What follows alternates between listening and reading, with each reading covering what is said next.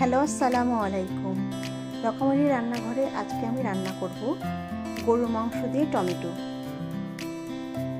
মাংসগুলো এভাবে কেটে নিতে হবে ছোট ছোট করে। আসুন দেখি কী কী দিতে হয়। প্রথমে গরুর মাংস দিচ্ছি, টমেটো দিচ্ছি, টমেটো দিচ্ছি ছোট সাইজের, 4টা পেঁয়াজ, 5টা কাঁচামরিচ কেটে দিলাম, 1 টেবিল চামচ আদা দিলাম, 1 টেবিল চামচ জিরা রসুন বাটা দিলাম, 2 চামচ মরিচের গুঁড়া দিব। এখানে হলুদ দিব না। এলাচ, লং, গোলমরিচ, দারচিনি, তেজপাতা দিয়ে দিলাম। 4 টেবিল চামচ সয়াবিন তেল দিয়ে দিলাম।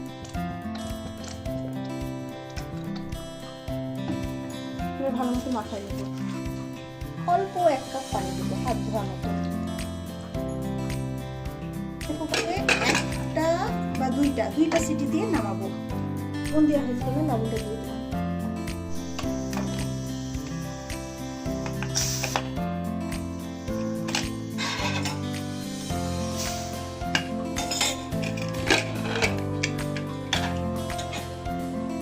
এখন ভালো মতন কষাই নেব।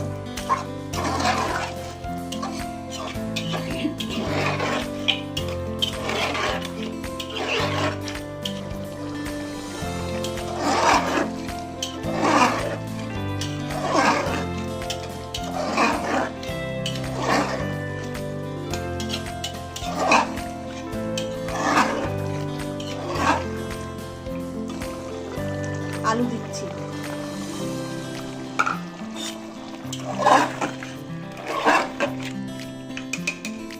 একটা সিটি দিয়ে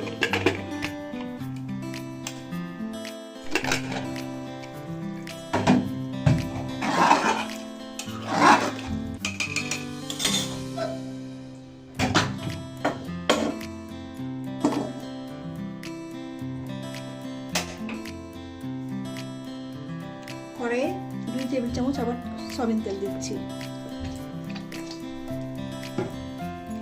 3টা পেঁয়াজ কুচি করে দিচ্ছি।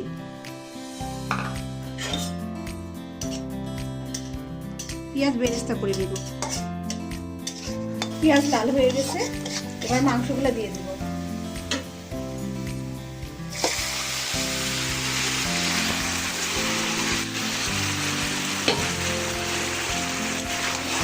ভালো মতো কষাবো। এই রান্নাটা আমি আমার আম্মার মাছ কাছ থেকে শিখেছি। এই মাংসটাকে অনেকে টক মিষ্টি ঝালও বলে। হালকা চা বাড়াবার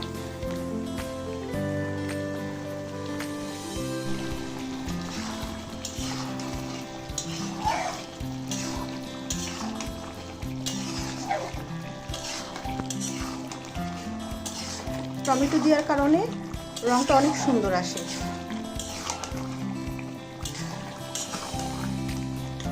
কষানোর পরে বোঝা যায়।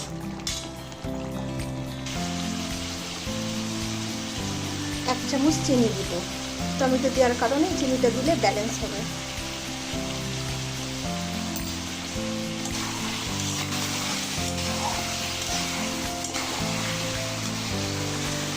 কয়েকটা কাঁচামরিচ দিয়ে দিচ্ছি।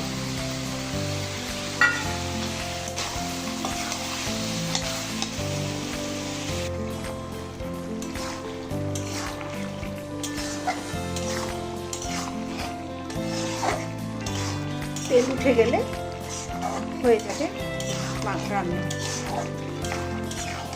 এবার চুলা বন্ধ করে দিই।